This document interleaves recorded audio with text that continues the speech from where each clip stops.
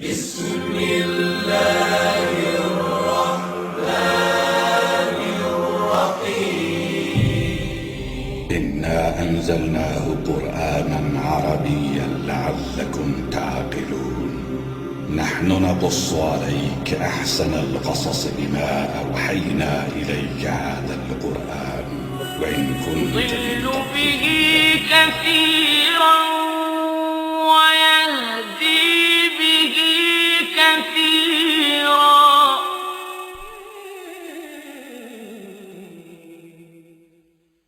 صلوا عليه وآله صلوا عليه وآله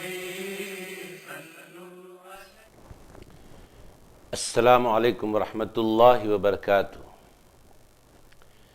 تمام تعریف اس ذات اقدس کے لیے سزاوار ہے جس نے جمیع کائنات عوالم کو ان کے استعداد و قابلیت کے مطابق ظلمت عدم سے نور وجود میں لا کر اپنے کمالات اسمائی و صفاتی کے علم و شہود سے بہرہ مند کیا۔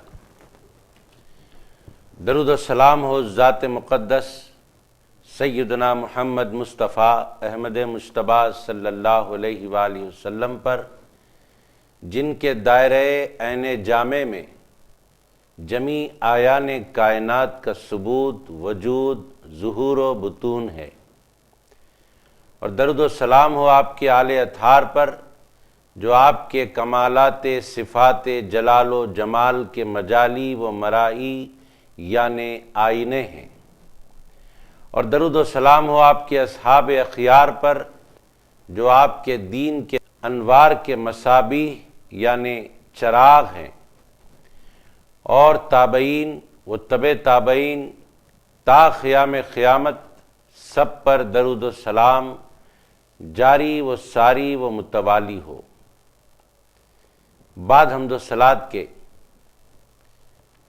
پروگرام یضل بہ کثیرا و یہدی بہ کثیرا دیکھنے والے ناظرین، نشا اسلامک پر یہ پروگرام الحمدللہ سلسلے وار دکھایا جا رہا ہے، جس میں قرآن پاک کے ایک رکوع کی تفسیر الحمدللہ سنانے کی سعادتیں حاصل کی جا رہی ہیں۔ آئیے آج جس رکوع کو ہم سنائیں گے وہ پارہ نمبر 1 کے رکوع نمبر 11 کی تفسیر ہوگی، اور سورہ بقرہ کا سلسلہ الحمدللہ جاری ہے۔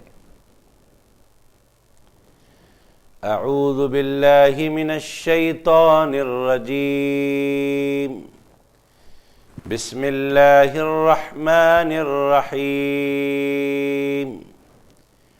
وَلَقَدْ آتَيْنَا مُوسَى الْكِتَابَ وَقَفَّيْنَا مِن بَعْدِهِ بِالرُّسُلِ وَآتَيْنَا عِيسَى ابْنَ مَرْيَمَ الْبَيِّنَاتِ وَأَيَّدْنَاهُ بِرُوحِ الْقُدُسِ أَفَكُلَّمَا جَاءَكُمْ رَسُولٌ بِمَا لَا تَهْوَىٰ أَنفُسُكُمُ اسْتَكْبَرْتُمْ فَفَرِيقًا كَذَّبْتُمْ وَفَرِيقًا تَقْتُلُونَ وَقَالُوا قُلُوبُنَا غُلْفٌ بَل لَّعَنَهُمُ اللَّهُ بِكُفْرِهِمْ فَقَلِيلًا مَا يُؤْمِنُونَ۔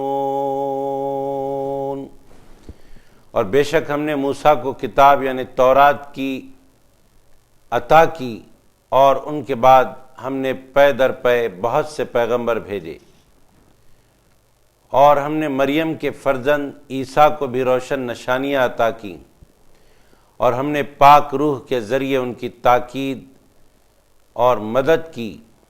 تو کیا جب بھی کوئی پیغمبر تمہارے پاس وہ احکام لایا جنہیں تمہارے نفس پسند نہیں کرتے تھے تو تم وہیں اکڑ گئے، اور بعضوں کو تم نے جھٹلایا اور بعضوں کو تم قتل کرنے لگے؟ اور یہودیوں نے کہا ہمارے دلوں پر غلاف ہیں۔ ایسا نہیں، بلکہ ان کے کفر کے باعث اللہ نے ان پر لعنت کر دی ہے، سو وہ بہت ہی کم ایمان رکھتے ہیں۔ محترم ناظرین، کہ اللہ رب العزت اس قرآن پاک کے ذریعے ہم تک علم و عرفان کی کیا روشنی پہنچا رہا ہے، اس روشنی سے ہم اپنے قلب و نظر کو روشن کریں گے اور اس کے احکامات پر عمل پیرا ہونے کی حتی المقدور کوشش کریں گے۔ ان آیتوں میں اللہ تبارک و تعالیٰ جو کچھ ارشاد فرماتا ہے اس کا آغاز یوں ہو رہا ہے، وَلَقَدْ آتَيْنَا مُوسَى الْكِتَابَ، اور بے شک ہم نے موسیٰ کو کتاب عطا کی۔ وہ کتاب کون سی ہے؟ وہ کتاب توریت ہے۔ حضرت موسیٰ علیہ السلام کو جس کتاب کے عطا کرنے کا ذکر اللہ نے یہاں فرمایا، اس کتاب سے توریت مراد ہے۔ اور اللہ رب العزت ارشاد فرماتا ہے، اور ان کے بعد یعنی حضرت موسیٰ علیہ السلام کے بعد ہم نے پے در پے بہت پیغمبر بھیجے۔ پیغمبروں کا سلسلہ اس دنیا میں اس لیے تھا کہ دنیا والوں کو، دنیا میں رہنے بسنے والوں کو ان کے مقصد حیات سے واقف کروایا جائے، انہیں یہ بتایا جائے کہ تمہاری پیدائش کا مقصد، تمہاری تخلیق کا مقصد اللہ کی عبادت ہے۔ اور مفسرین کرام ارشاد فرماتے ہیں کہ اللہ کی عبادت بعد میں ہوتی ہے، پہلے اللہ کی معرفت ہوتی ہے۔ اور معرفت کے بھی درجات ہیں، جیسے جیسے بندہ اللہ کی معرفت کو حاصل کرنے کی راہ پر چلنے لگتا ہے، اللہ تبارک و تعالیٰ ویسے ویسے اس پر معرفت کے ابواب کو کھولتا جاتا ہے۔ بتدریج معرفت کی باتیں بندے پر کھلتی جاتی ہیں اور اللہ کے بندے اللہ کی معرفت سے فیض یاب ہوتے جاتے ہیں، سرشار ہوتے جاتے ہیں۔ تو انسان کی پیدائش کا مقصد اللہ کی عبادت، اللہ کی معرفت ہے۔ تو عبادت کی طرف بلانے کے لیے، معرفت کی طرف بلانے کے لیے پیغمبروں کی آمد کا سلسلہ رہا، اور وہ سلسلہ ہمارے نبی حضرت محمد مصطفیٰ صلی اللہ علیہ وآلہ وسلم پر ختم ہوا، اور ہمارے آقا علیہ الصلاۃ والسلام خاتم الانبیاء والمرسلین بن کر تشریف لے آئے۔ اللہ تبارک و تعالیٰ یہاں پر ارشاد فرماتا ہے کہ موسیٰ کے بعد ہم نے پے در پے کئی پیغمبر بھیجے، بہت سے پیغمبر بھیجے۔ وہ کون سے پیغمبر تھے؟ کتنے پیغمبر تھے؟ یہ ایک سوال ہے۔ حضرت موسیٰ علیہ السلام کے بعد یہاں حضرت عیسیٰ علیہ السلام کا ذکر آ رہا ہے۔ حضرت عیسیٰ علیہ السلام کا ذکر یہاں یوں آ رہا ہے، وَآتَيْنَا عِيسَى ابْنَ مَرْيَمَ الْبَيِّنَاتِ وَأَيَّدْنَاهُ بِرُوحِ الْقُدُسِ، یعنی حضرت موسیٰ علیہ السلام کا ذکر ہوا وَلَقَدْ آتَيْنَا مُوسَى الْكِتَابَ کہہ کر، اس کے بعد پھر حضرت عیسیٰ علیہ السلام کا ذکر ہو رہا ہے، یہ فرماتے ہوئے وَآتَيْنَا عِيسَى ابْنَ مَرْيَمَ الْبَيِّنَاتِ۔ یہ حضرت موسیٰ علیہ السلام اور حضرت عیسیٰ علیہ السلام، یہ دونوں پیغمبروں کے درمیان یہ فرمایا گیا کہ بہت سارے پیغمبروں کو موسیٰ کے بعد بھیجا ہم نے۔ اللہ رب العزت فرماتا ہے، اور ان کے بعد ہم نے پے در پے بہت سارے پیغمبر بھیجے۔ تو وہ کتنے پیغمبر بھیجے؟ ان پیغمبروں کی تعداد کے بارے میں فرمایا گیا کہ حضرت موسیٰ علیہ السلام کے بعد اللہ تبارک و تعالیٰ نے حضرت عیسیٰ سے پہلے تک 4000 انبیاء کو بھیجا۔ 4000 انبیاء تشریف لے آئے، اور وہ 4000 کے 4000 انبیاء حضرت موسیٰ علیہ السلام کی شریعت کے محافظ تھے، شریعت موسوی کے محافظ تھے وہ 4000 انبیاء۔ اس کے بعد اللہ تبارک و تعالیٰ نے حضرت عیسیٰ علیہ السلام کو بھیجا۔ وہ 4000 پیغمبروں میں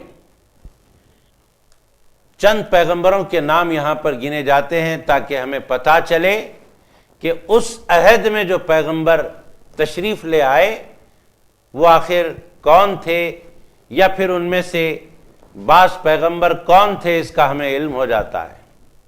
فرمایا گیا وہ 4000 پیغمبروں میں سے حضرت یوشع، حضرت شمویل، حضرت داؤد، حضرت سلیمان، حضرت شمعون، حضرت شعیاء، حضرت ارمیا، حضرت عزیر، حضرت حزقیل، حضرت الیاس، حضرت یسع، حضرت یونس، حضرت زکریا، حضرت یحییٰ علیہم السلام کے نام آتے ہیں۔ یہ جتنے نام میں نے پڑھے ابھی یہ سب اسی دور کے ہیں جو حضرت موسیٰ علیہ السلام کے بعد والا دور تھا اور حضرت عیسیٰ علیہ السلام سے پہلے والا دور تھا۔ حضرت موسیٰ اور عیسیٰ کے درمیان 4000 جو پیغمبر آئے انہی میں سے یہ پیغمبر بھی ہیں جن کا میں نے ابھی آپ کے سامنے نام لیا۔ اللہ تبارک و تعالیٰ نے حضرت موسیٰ علیہ السلام کے بعد ان پیغمبروں کو مبعوث فرمانے کے ذکر کے بعد حضرت عیسیٰ علیہ السلام کا ذکر فرماتا ہے اور ارشاد فرماتا ہے وَآتَيْنَا عِیسَى ابْنَ مَرْیَمَ الْبَیِّنَاتِ، اور ہم نے مریم کے بیٹے عیسیٰ کو بھی روشن نشانیاں عطا کی۔ وہ کون سی روشن نشانیاں تھی؟ روشن نشانیوں سے مطلب، روشن نشانیوں کا مطلب معجزات ہیں حضرت عیسیٰ علیہ السلام کے۔ حضرت عیسیٰ علیہ السلام کے معجزات، وہ معجزات کون سے ہیں؟ مشہور ہے، سب جانتے ہیں حضرت عیسیٰ علیہ السلام کے معجزات کیا تھے۔ مثلا حضرت عیسیٰ علیہ السلام کو اللہ نے یہ معجزہ دیا کہ وہ مردوں کو زندہ فرمایا کرتے، مردے کو زندہ کرتے حضرت عیسیٰ علیہ السلام۔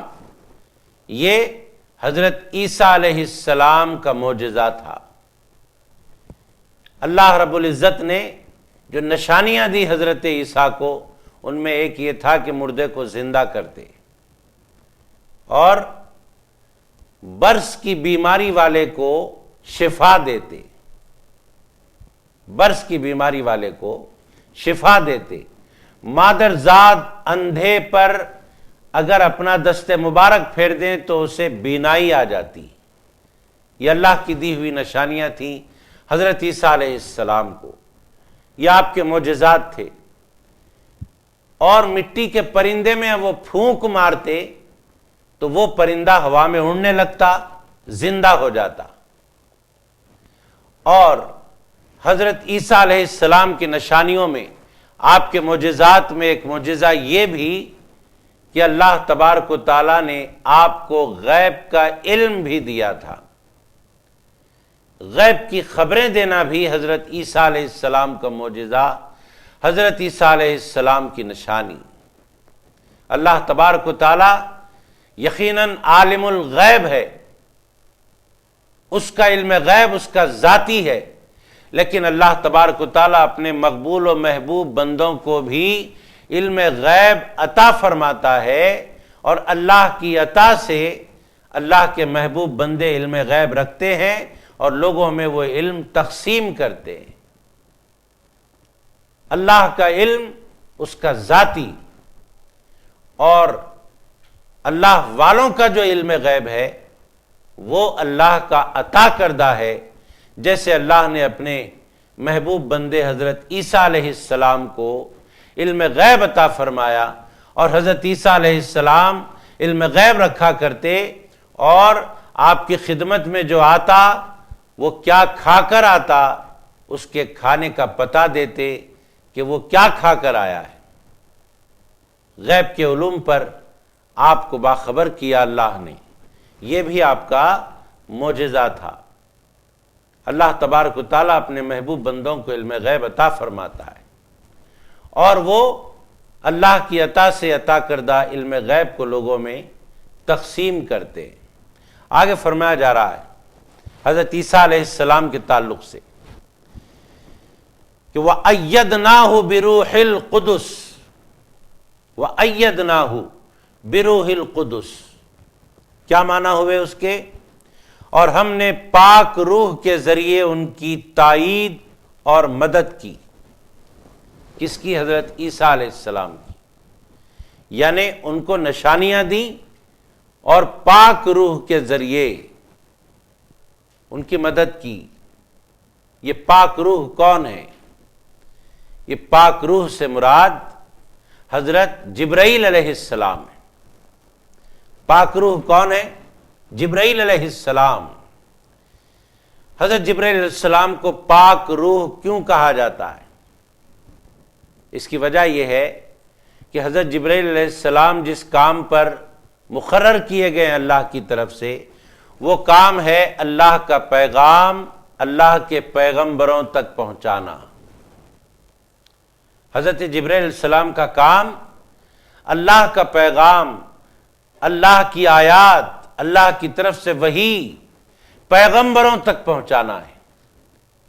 چونکہ اللہ کے آیات جو پیغمبروں تک پہنچتے ہیں، ان آیات میں بندوں کے دلوں کی زندگی مضمر ہوتی ہے، بندوں کے دلوں کی حیات کا سامان رہتا ہے۔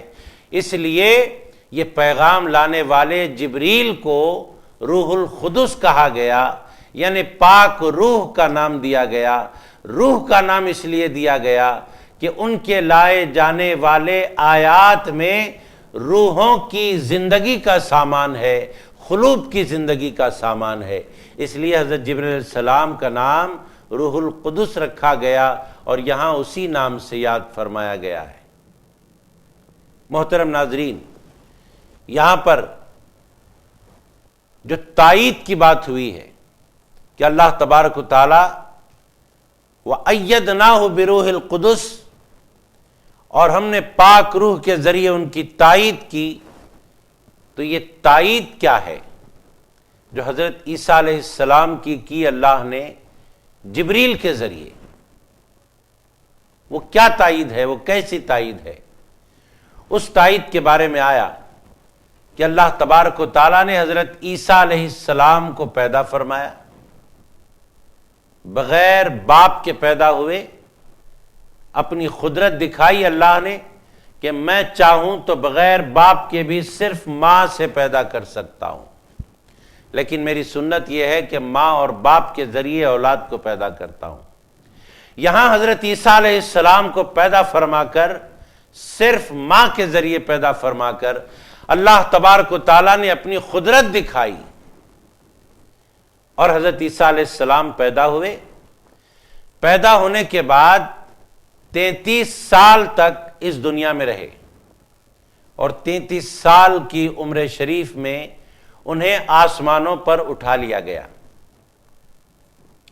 یہاں وَأَيَّدْنَاهُ بِرُوحِ الْقُدُسِ فرما کر اللہ نے جو فرمایا کہ ہم نے پاک روح کے ذریعے ان کی تائید کی، ان کی مدد کی، تو وہ مدد یہ تھی کہ جب سے حضرت عیسیٰ علیہ السلام پیدا ہوئے، اس وقت سے اللہ تبارک و تعالیٰ نے حضرت جبرائیل علیہ السلام کو حضرت عیسیٰ کے ساتھ رکھا۔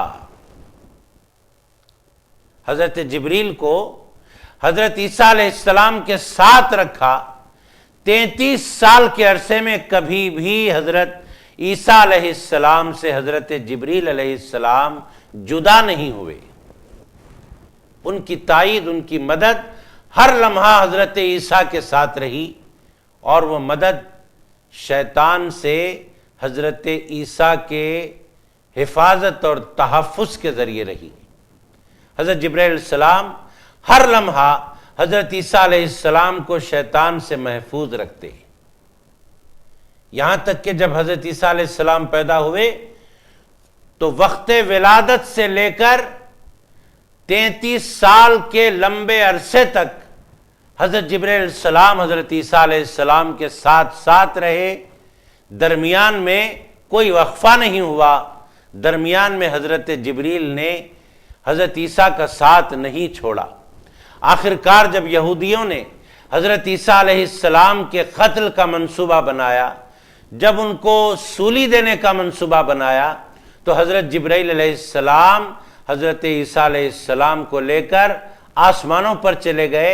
حضرت عیسیٰ کو آسمانوں پر اٹھانے والے حضرت جبرائیل علیہ السلام ہیں، جو اللہ کے حکم سے اٹھا لیے۔ جب تک زمین پر رہے حضرت جبریل نے ان کی تائید کی، یعنی شیطان سے بچائے رکھا اور دشمنوں کے تمام غلط اور خطرناک منصوبوں سے ان کی حفاظت کی، اور جب یہودیوں کا یہ منصوبہ ہوا کہ ان کو قتل کر دیا جائے تو حضرت جبریل نے آسمانوں پر حضرت عیسیٰ علیہ السلام کو اٹھا لیا۔ جب حضرت عیسیٰ علیہ السلام کی عمر شریف 33 سال کی تھی، حضرت جبرائیل علیہ السلام ساتھ ساتھ رہے۔ محترم ناظرین،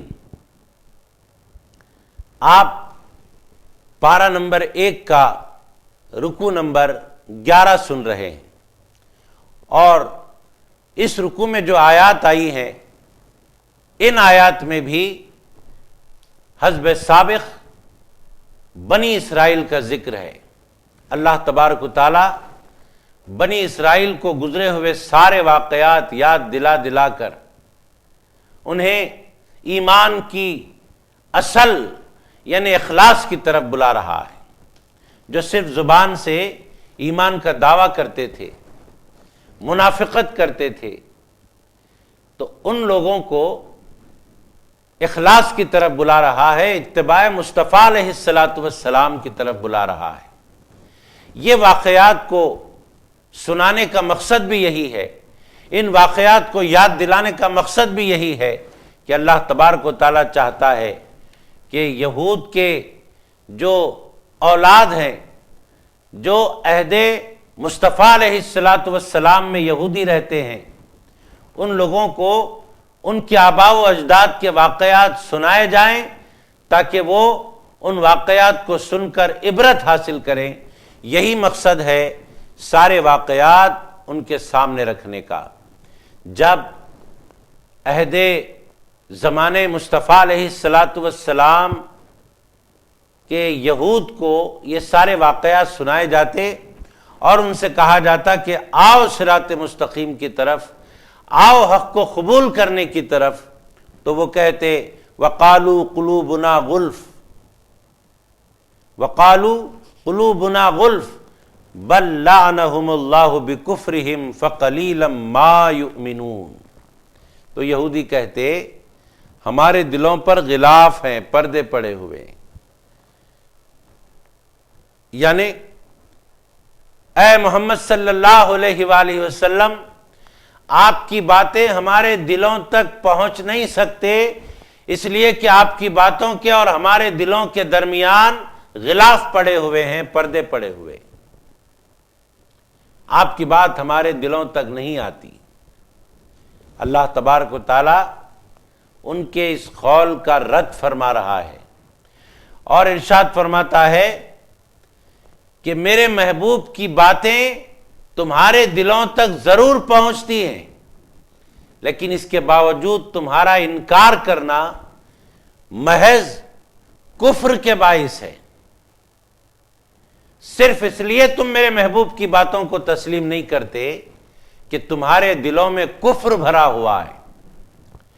کفر کی وجہ سے، انکار کی وجہ سے تم میرے حبیب کی باتوں پر دھیان نہیں دیتے، ان باتوں کو مانتے نہیں، اس کے آگے سر تسلیم خم کرتے نہیں۔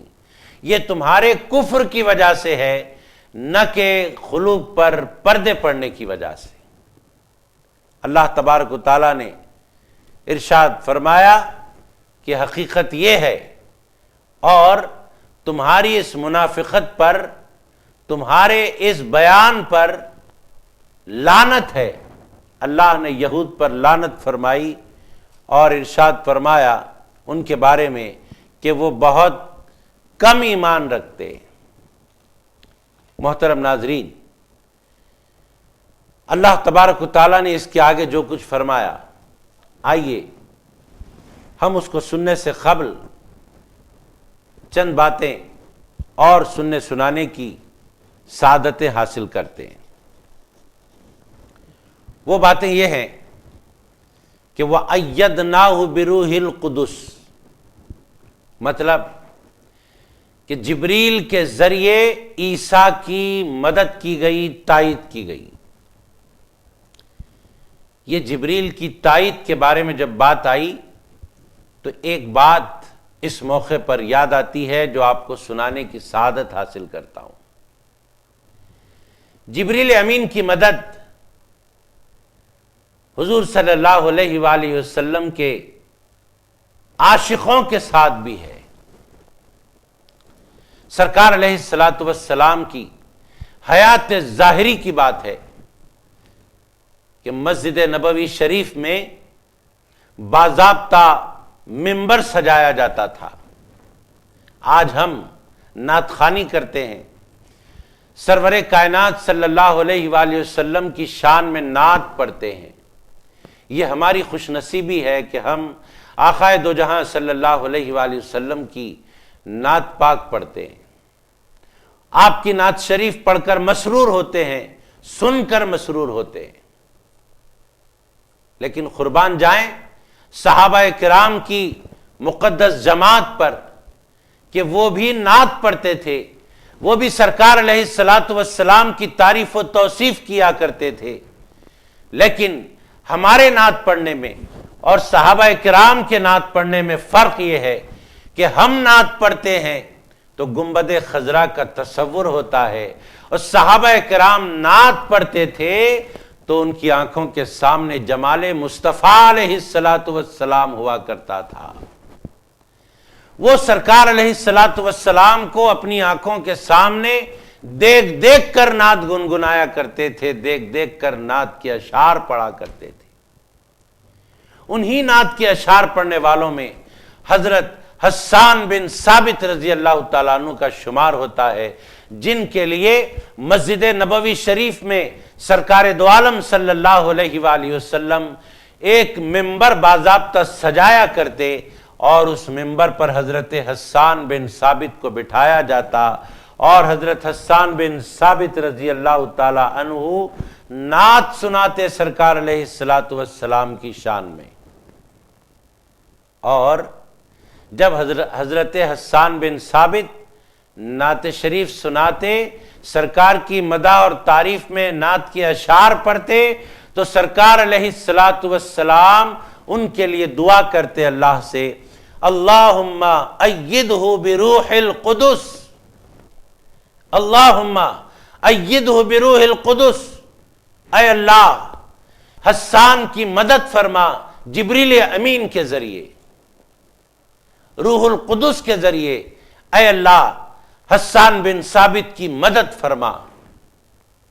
اور ظاہر ہے کہ اللہ کے نبی کی دعا ہے، اللہ کے رسول کی دعا ہے، اور یہ دعا ہرگز رد ہونے والی نہیں۔ آقا دو جہاں علیہ السلام کی دعا تو اللہ کی بارگاہ میں قبول ہونے والی ہے۔ جب حضرت حسان بن ثابت کے لیے تائید اور مدد کی دعا سرکار نے اللہ سے کی کہ اے اللہ جبریل کے ذریعے حسان کی مدد فرما، تو یہ دعا مقبول ہوئی، اور جبریل امین نے حضرت حسان بن ثابت کی مدد فرمائی۔ حضرت بانی جامع نظامیہ امام محمد انوار اللہ فاروقی علیہ الرحمت و رضوان نے اپنے تصنیف میں ارشاد فرمایا کہ حضرت جبرائیل علیہ السلام کی مدد صرف حضرت حسان بن ثابت کے لیے خاص ضرور ہے، لیکن اس کا مطلب یہ نہیں کہ صرف حضرت حسان بن ثابت ہی کی مدد ہوئی اور کسی کی مدد نہیں ہوگی۔ آپ نے ارشاد فرمایا قیامت تک جتنے نعت پڑھنے والے ہوں گے، سرکار علیہ السلام کی دعا کے اثر سے ہر نعت خواں کی مدد جبریل امین قیامت تک کرتے رہیں گے۔ محترم ناظرین، یہ بات کشف و کرامت کی ہے، یہ بات ادراک کی ہے، یہ بات محبت مصطفیٰ علیہ الصلاۃ والسلام میں ڈوب کر کہی گئی ہے، اور یہ بات پوری حقائق پر مبنی ہے، کیونکہ حضرت بانی جامع نظامیہ امام محمد انوار اللہ فاروقی علیہ الرحمت والرضوان ایسے متبحر عالم اور ایسے بڑے مشائخ کہ جو علم ظاہر بھی رکھا کرتے، علم باطن بھی رکھا کرتے، انہوں نے فرمایا کہ قیامت تک جتنے نعت خواہ ہوں گے سب کے شامل حال جبریل امین کی مدد رہے گی۔ محترم ناظرین، آگے اللہ تبارک و تعالی ان آیتوں میں ارشاد فرماتا ہے، خالق کائنات فرماتا ہے کہ افکلما جاءکم رسول بما لا تہوی انفسکم استکبرتم، یعنی ان کے آیات الہیہ کے انکار کے اسباب بیان کر رہا ہے اللہ تعالیٰ کہ کس وجہ سے تم پیغمبروں کی نشانیوں کا انکار کرتے ہو، کس وجہ سے تم پیغمبروں کو ایذا دیتے ہو، فَفَرِيقًا كَذَّبْتُمْ وَفَرِيقًا تَقْتُلُونَ۔ اے بنی اسرائیل، اے یہود، جب ہماری آیات پیغمبروں کے ذریعے تم تک پہنچتی ہیں تو تم کیا کرتے ہو؟ تم ان آیات کو پسند نہیں کرتے اس واسطے کہ تمہاری خواہشوں کے وہ خلاف رہتی ہیں، تو کیا کرتے ہو؟ تم تکبر کرتے ہو، اکڑ جاتے ہو، اور بعض پیغمبروں کو تم جھٹلا دیتے ہو اور بعض پیغمبروں کا تو قتل ہی کر دیتے ہو۔ اللہ رب العزت نے عہد مصطفیٰ علیہ الصلاۃ والسلام کے یہود سے مخاطب ہو کر کہا، اب عہد مصطفیٰ علیہ الصلاۃ والسلام کے یہود تو کسی پیغمبر کا قتل نہیں کیے تھے، پھر ان سے یہ کیوں کہا جا رہا ہے فَفَرِيقًا كَذَّبْتُمْ، بعض کو تم جھٹلاتے ہو، وَفَرِيقًا تَقْتُلُونَ، اور بعض کا قتل کرتے ہو؟ دراصل ان کے آباء و اجداد کے عمل کو یاد دلا کر ان سے مخاطبت ہے۔ ان کے آباء و اجداد کے عمل سے یہ چونکہ راضی ہیں تو یہ رضامندی کے ذریعے وہ اپنے آباء و اجداد کے ساتھ شامل ہیں، اس لیے ان سے خطاب کیا جا رہا ہے۔ تو راضی ہونا بھی کسی عمل سے وہ عمل کرنے والے کے ساتھ ہو جانا ہوتا ہے۔ تو یہاں یہی فرمایا جا رہا ہے کہ بعض کی تم تکذیب کرتے ہو اور بعض کا قتل کرتے ہو، اور ہمارے سرکار علیہ الصلاۃ والسلام کے بھی قتل کے منصوبے بہت بنے، ہمارے آقا علیہ الصلاۃ والسلام کو قتل کرنے کے منصوبے بہت بنے۔ آقا علیہ الصلاۃ والسلام پر جادو کیا گیا۔ کیوں کیا گیا جادو؟ تاکہ جادو کے اثر سے یہ ختم ہو جائیں، جادو کے اثر سے یہ ختم ہو جائیں۔ لیکن اللہ کے محبوب علیہ الصلاۃ والسلام پر ہرگز جادو کا اثر نہیں ہوا، ہرگز جادو کا اثر نہیں ہوا۔ یاد رکھیں، ایک بات خاص طور پہ عرض کر رہا ہوں، وہ بات یہ ہے کہ آقا علیہ الصلاۃ والسلام کا ایک قلب ہے اور ایک اعضائے بدن ہے، ایک قلب ہے اور ایک اعضائے بدن ہے۔ الحمدللہ، حقیقت ہے یہ کہ جب آقا علیہ الصلاۃ والسلام کے حاسدین نے آپ کو ختم کرنے کی خاطر جب آپ پر جادو کیا تو نہ آقا علیہ الصلاۃ والسلام پر جادو کا اثر ہوا، نہ آپ کی طبیعت بگڑی۔ یاد رکھیں، نہ سرکار علیہ الصلاۃ والسلام کے اعضائے بدن پر اثر ہوا جادو کا، نہ آپ کے قلب پر اثر ہوا۔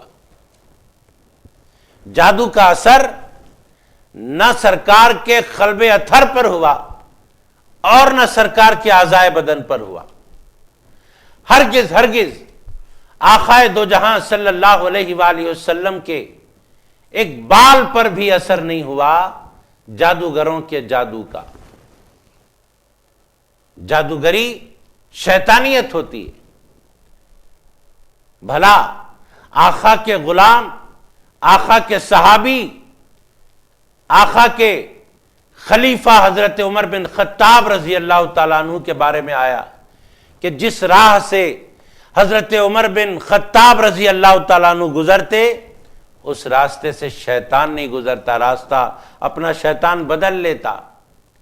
یہ تو حضرت عمر بن خطاب رضی اللہ عنہ کے آقا کی بات ہے. ان پر کیسے جادو کا اثر ہوگا؟ یاد رکھیں، ہم اہل سنت والجماعت کا یہ عقیدہ ہے، نہ آقا کے قلب پر اثر ہوا جادو کا، نہ آقا کے اعضائے بدن پر ہوا. یہی مسلک، یہی مذہب حق ہے. محترم ناظرین، جادو کیا گیا اس لیے کہ آقا علیہ السلام کا خاتمہ ہو، نعوذ باللہ. اور کیا کوشش کی گئی؟ آقا علیہ السلام کو زہر آلود گوشت دیا گیا بکری کا. بکری کا گوشت جس میں زہر ملا ہوا تھا، یہودیوں نے آقا علیہ السلام کو دیا، بطور ہدیہ دیا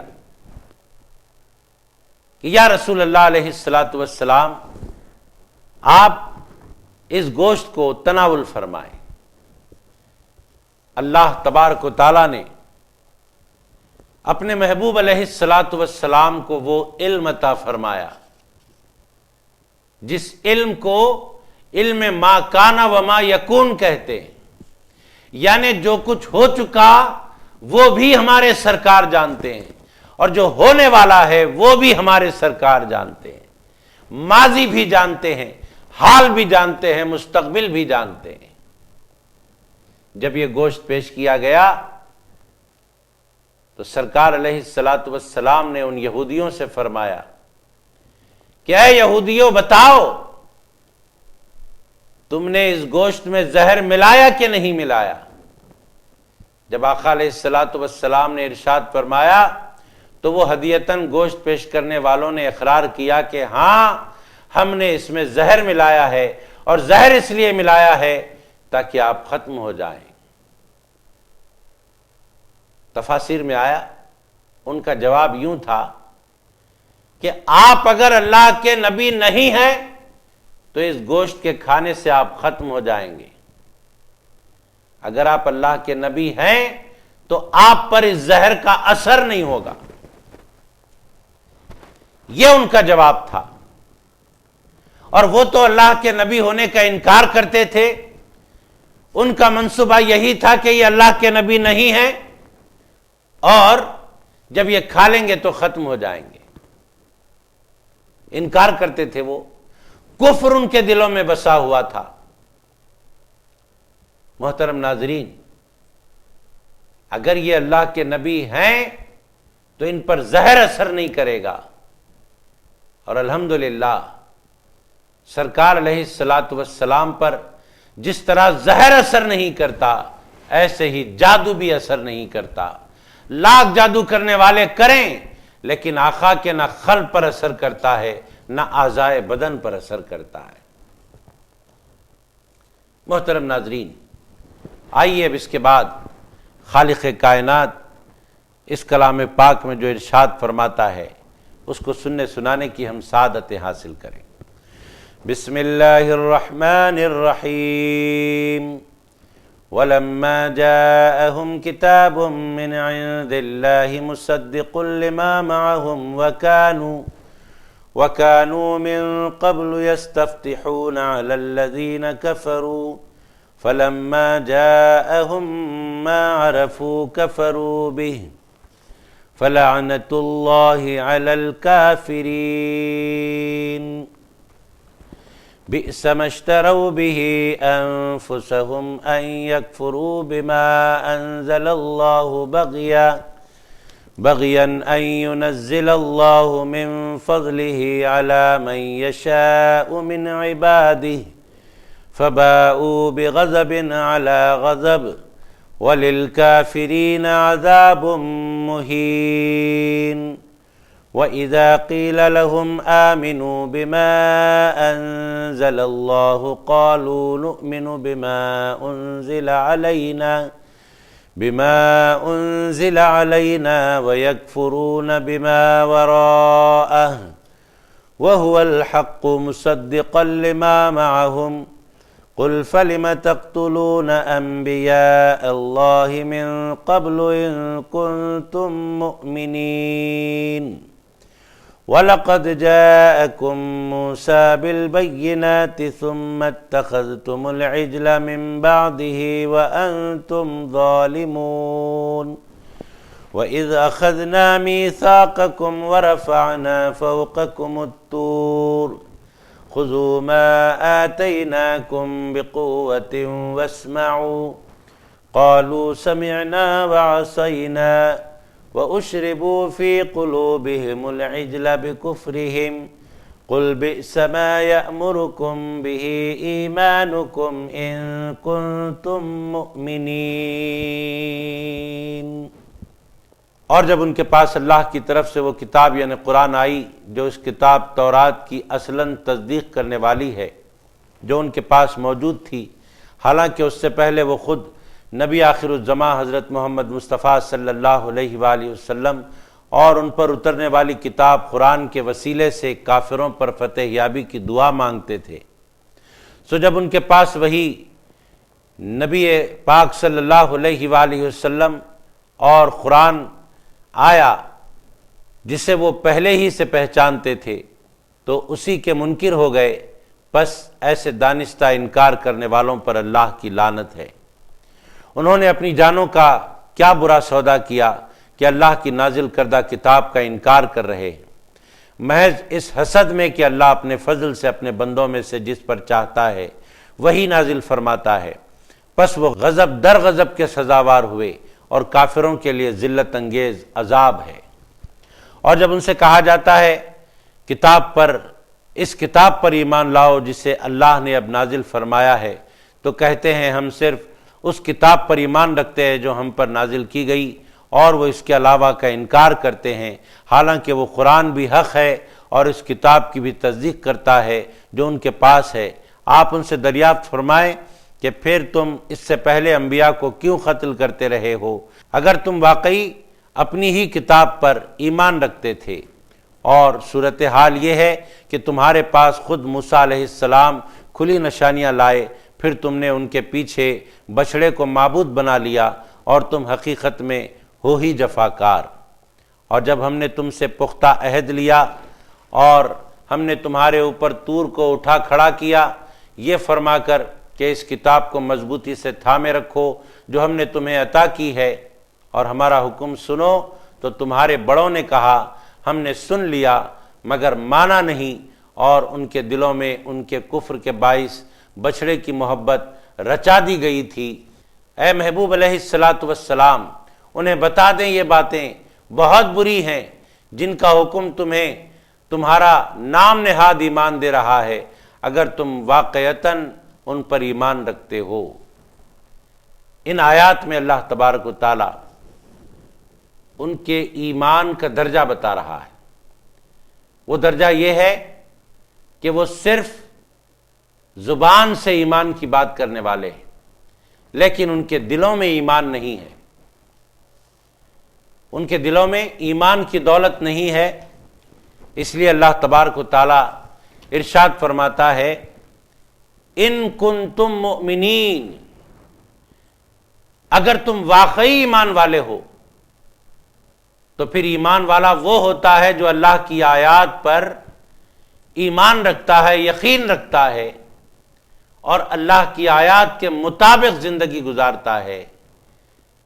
وہ اللہ کی آیات کا انکار نہیں کرتا، وہ اللہ کے آیات سے روگردانی نہیں کرتا، جبکہ تمہاری حالت یہ ہے کہ اللہ رب العزت نے جو آیات نازل فرمائی ان کا انکار کرتے ہو، روگردانی کرتے ہو اور جن پیغمبروں کے ذریعے تم کو آیات ملے ان کا قتل کرتے ہو، انہیں جھٹلاتے ہو، تو یہ تمہارے دعوے ایمان کی دلیل نہیں ہے۔ دعوے ایمان کی دلیل اگر تم دینا چاہتے ہو تو پھر پیغمبروں کے آگے سر تسلیم خم کر کے دو۔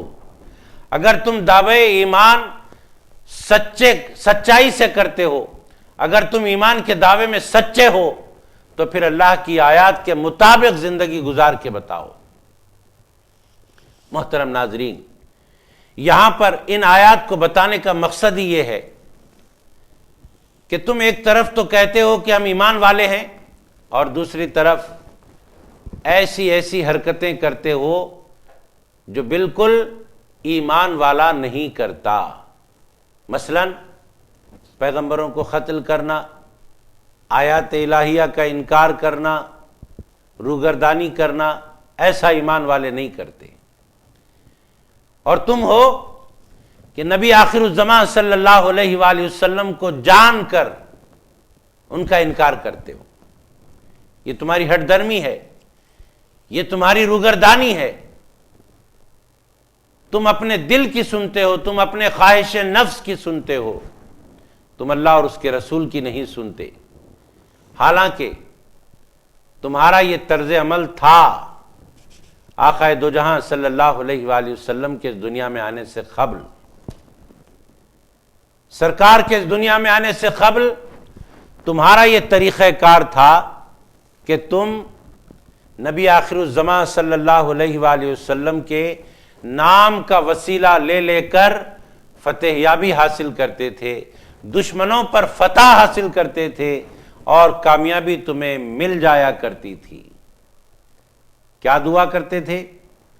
اللہم انصرنا بالنبی الامی، اے اللہ نبی امی یعنی نبی آخر الزمان صلی اللہ علیہ وآلہ وسلم کے صدقے میں ہمیں فتح و نصرت عطا فرما۔ محبوب پاک علیہ السلام کے پیدا ہونے سے پہلے تمہاری یہ حالت تھی کہ ان کے نام کا وسیلہ لے کر دعائیں کرتے تھے، لیکن جب وہ دنیا میں تشریف لا لیے بنی اسماعیل میں تو تم نے حسد کی، صرف اس لیے کہ وہ بنی اسرائیل میں نہیں آئے، بنی اسماعیل میں آئے، اور تم نے ان سے اتنی حسد کی کہ جان کر بھی انجان ہو گئے، پہچان کر بھی انہیں ماننے سے انکار کر دیا۔ محترم ناظرین، یہاں اللہ تبارک و تعالیٰ نے جو ارشاد فرمایا، ان کنتم مؤمنین، اگر تم ایمان والے ہو تو ایمان والوں جیسی روش چلو، ایمان والوں جیسی چال چلو۔ جو ایمان والا ہوتا ہے وہ اپنے عمل سے اپنے ایمان کو ظاہر کرتا ہے۔ ایمان والے کا عمل بھی ایسا بانکا ہوتا ہے کہ اس کے عمل سے دیکھنے والوں کو اندازہ ہو جاتا ہے یہ ایمان والا ہے، لیکن تمہارا کوئی عمل ایسا نہیں ہے جس سے یہ اندازہ قائم کیا جا سکے کہ تمہارے دلوں میں ایمان ہے۔ مومن تو وہ ہوتا ہے جو اپنے گناہوں پر نادم ہوتا ہے، لیکن تم تو نادم ہی نہیں ہوتے، اللہ کی آیات کا انکار کرتے ہو، تمہیں ندامت نہیں ہوتی، پیغمبروں کا قتل کرتے ہو، تمہیں ندامت نہیں ہوتی، تو تمہیں جو ندامت نہیں ہوتی ہے یہی اس بات کی علامت ہے کہ تمہارے دلوں میں ایمان نہیں ہے۔ حالانکہ مومن کی شان تو یہ ہے کہ مومن اپنے کیے پر نادم ہوتا ہے، شرمندہ ہوتا ہے، اپنے گناہوں کو یاد کر کے اس کی آنکھیں آنسوؤں سے بھر آتی۔ ایک مثال کے طور پر واقعہ عرض کرتا ہوں، اور یہ واقعہ حضرت دحیہ کلبی رضی اللہ تعالیٰ عنہ کا واقعہ۔ دحیہ کلبی کے لیے آقا نامدار صلی اللہ علیہ وآلہ وسلم نے اسلام لانے کی دعا کی تھی، کیونکہ یہ بادشاہ تھے اور ان کے تحت بہت سارے لوگ تھے۔ سرکار دو عالم صلی اللہ علیہ وآلہ وسلم نے چاہا کہ دحیہ کلبی اگر مومن ہو جائیں، مسلمان ہو جائیں تو ان کے سارے ماننے والے، سارے ان کی پیروی کرنے والے، ان کے ماتحتین سب کے سب مسلمان ہو جائیں گے۔ اس لیے اللہ تبارک و تعالیٰ سے حضور علیہ الصلاۃ والسلام نے دعا کی۔ کیا دعا کی؟ اللہم ارزق دحی القلب الاسلام، اے اللہ دحیہ قلبی کو اسلام کی دولت سے نواز دے۔ جب اللہ کے نبی علیہ الصلاۃ والسلام نے حضرت دحیہ قلبی کے لیے اسلام کی دعا کی، اللہ تبارک و تعالیٰ نے دعا قبول فرما لی اور دحیہ قلبی کو اسلام کی دولت سے مالا مال کر دیا۔ آقائے دو جہاں علیہ الصلاۃ والسلام کے دست حق پرست پر وہ مسلمان ہو گئے۔ جب مسلمان ہوئے تو مسلمان ہونے کے بعد زار و خطار رونے لگے۔ مسلمان ہونے کے بعد زار و خطار رونے لگے۔ آقا نامدار صلی اللہ علیہ وآلہ وسلم نے حضرت دحیہ قلبی سے فرمایا کہ اے دحیہ قلبی، تمہارے اتنا رونے کی وجہ کیا ہے؟ حالانکہ یہ خوشی کا موقع ہے کہ تم نے اسلام قبول کر لیا ہے، اب یہ رونا کیسا؟ وجہ کیا ہے رونے کی؟ رونے کی وجہ حضرت دحیہ قلبی نے کہا کہ یا رسول اللہ علیہ الصلاۃ والسلام، میں گناہگار ہوں، مجھے اپنے گناہ یاد آ رہے ہیں، اس لیے میں رو رہا ہوں۔ محترم ناظرین، ہمیں پتہ چل گیا جیسے ہی ایمان لائے انہیں اپنے کیے ہوئے گناہ یاد آئے اور گناہوں پر وہ نادم و شرمندہ ہو کر زار و خطار رونے لگے۔ معلوم کیا ہوا؟ معلوم یہ ہوا ایمان والے کی شان یہ ہے کہ وہ اپنے گناہوں پر، وہ اپنے کیے ہوئے برے کاموں پر نادم و شرمندہ ہوتا ہے۔ دیکھیے ایمان لاتے ہی ندامت و شرمندگی شروع ہو گئی۔ لیکن یہاں یہود کا حال کیا ہے؟ یہود کا حال یہ ہے کہ بڑے بڑے گناہ کر کے، پیغمبروں کا قتل کر کے بھی انہیں ندامت نہیں ہو رہی ہے۔ اسی لیے اللہ نے فرمایا ان کنتم مومنین، اگر تم مومن ہو تو مومنوں جیسی روش چلو کہ تم اپنے کیے پر نادم ہو جاؤ اور اتباع مصطفیٰ علیہ الصلاۃ والسلام میں آ جاؤ، کیونکہ مومن کی شان اپنے کیے ہوئے گناہوں پر نادم ہونا ہے۔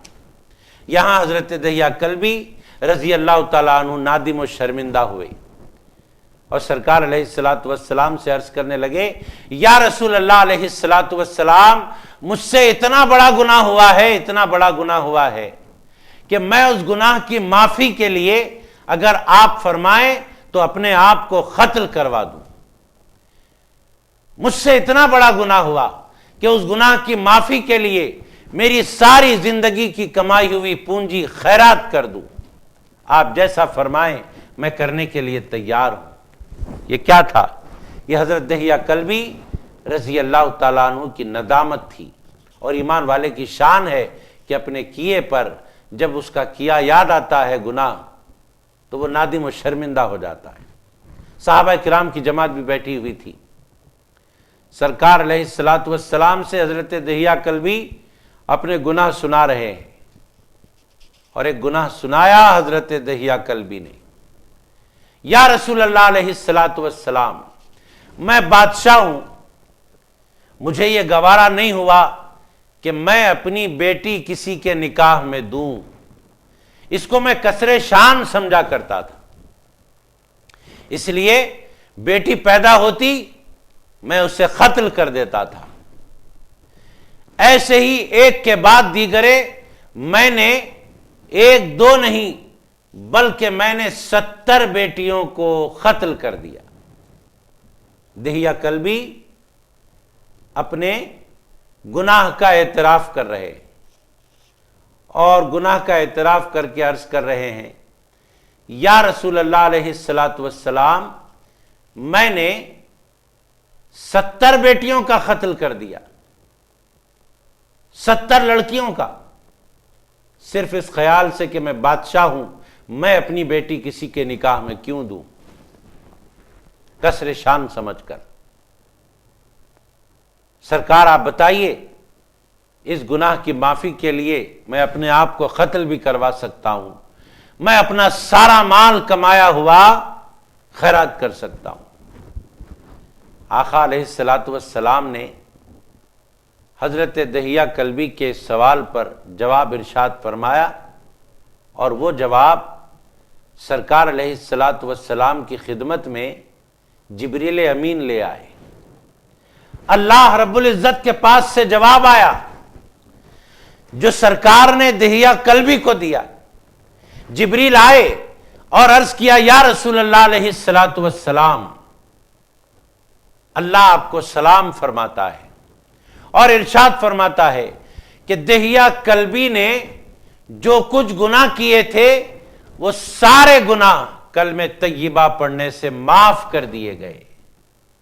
ایک بار دہیہ کلبی نے جو کلمہ پڑھا صدق دل سے، تو دہیہ کلبی کے سارے گناہ اللہ تبارک و تعالیٰ نے معاف فرما دیا۔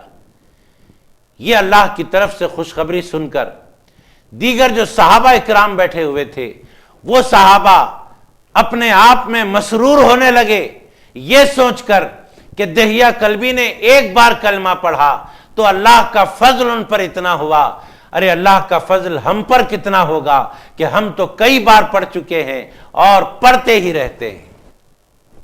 محترم ناظرین، کلمہ گو مسلمان جو صدق دل سے کلمہ پڑھتا ہے، اس کی علامت یہ ہے کہ وہ اپنے گناہوں پر نادم رہتا ہے۔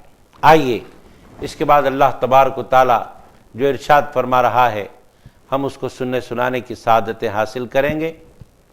بسم اللہ الرحمن الرحیم، قل ان كانت لكم الدار الآخرة عند الله خالصة من دون الناس فتمنوا الموت إن كنتم صادقين ولن يتمنوه أبدا بما قدمت أيديهم والله عليم بالظالمين ولتجدنهم أحرص الناس على حياة ومن الذين أشركوا يود أحدهم لو يعمر ألف سنة وما هو بمزحزحه من العذاب أن يعمر والله بصير بما يعملون۔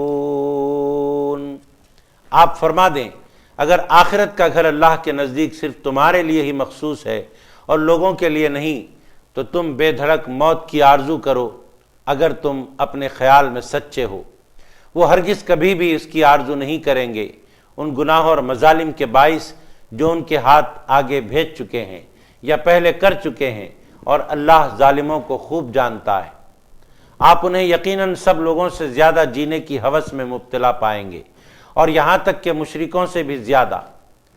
ان میں سے ہر ایک چاہتا ہے کہ کاش اسے 1000 برس کی عمر مل جائے، اگر اسے اتنی عمر مل بھی جائے تو بھی یہ اسے عذاب سے بچانے والی نہیں ہو سکتی، اور اللہ ان کے اعمال کو خوب دیکھ رہا ہے۔ یہاں بنی اسرائیل یہود کی ایک کیفیت بیان کی جا رہی ہے۔ وہ کیفیت یہ کہ انہیں پتا ہے کہ ہم نے بہت سارے گناہ کیے،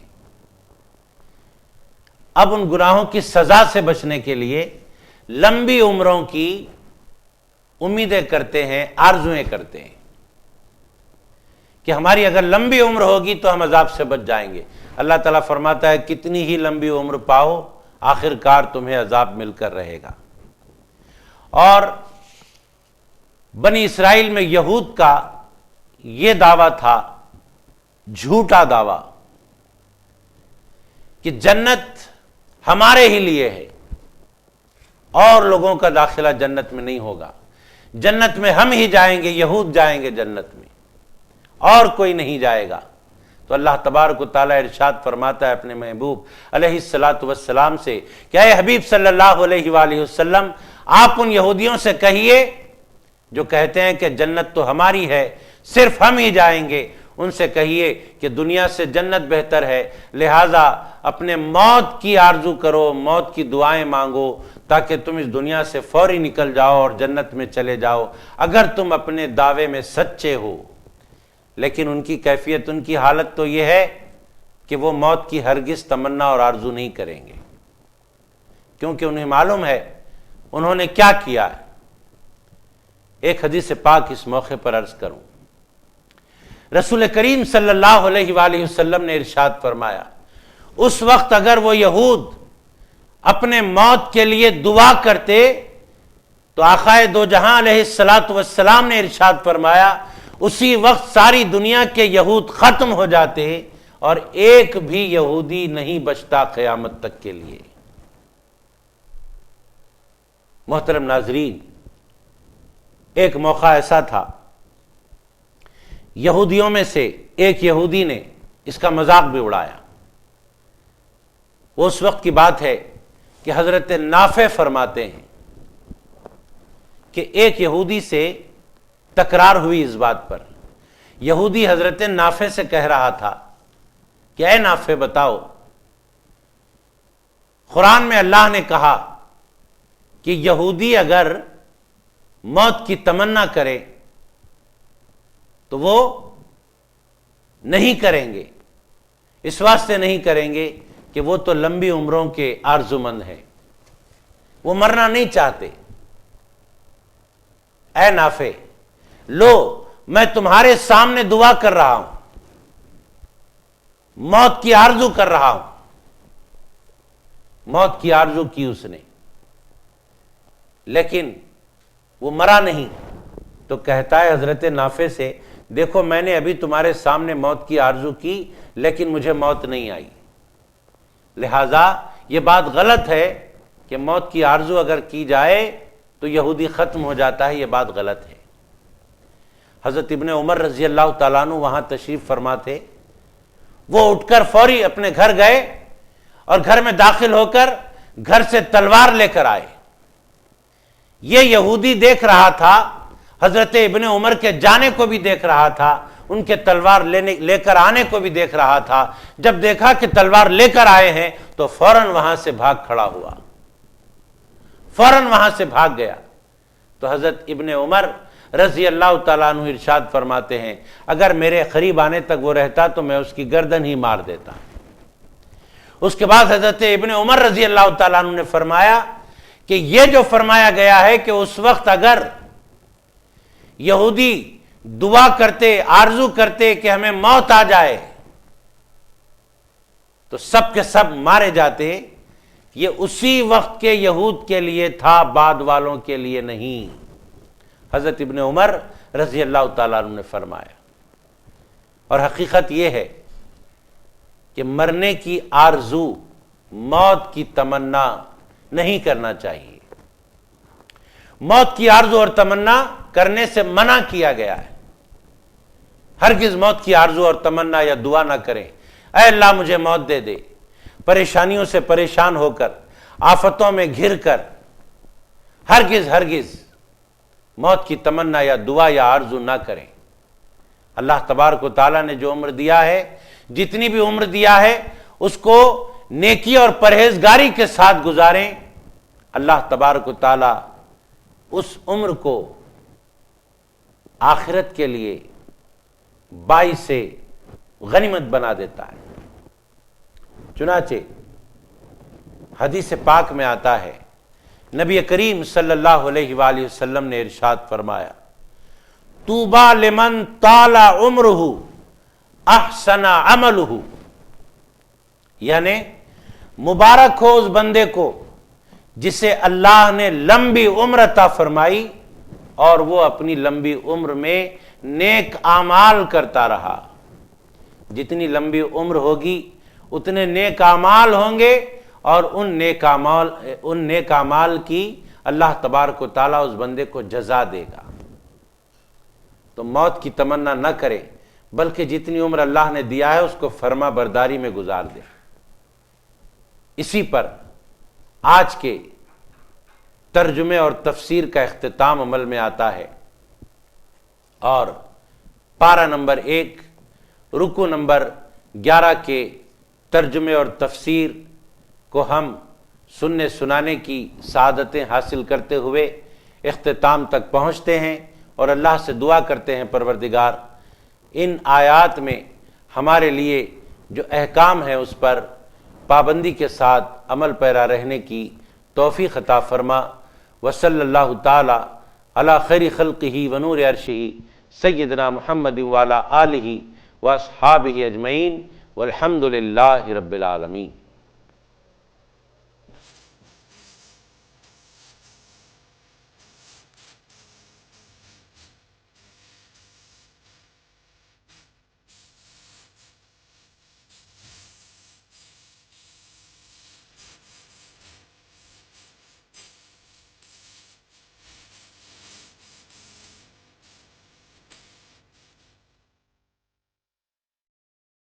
أفكنتم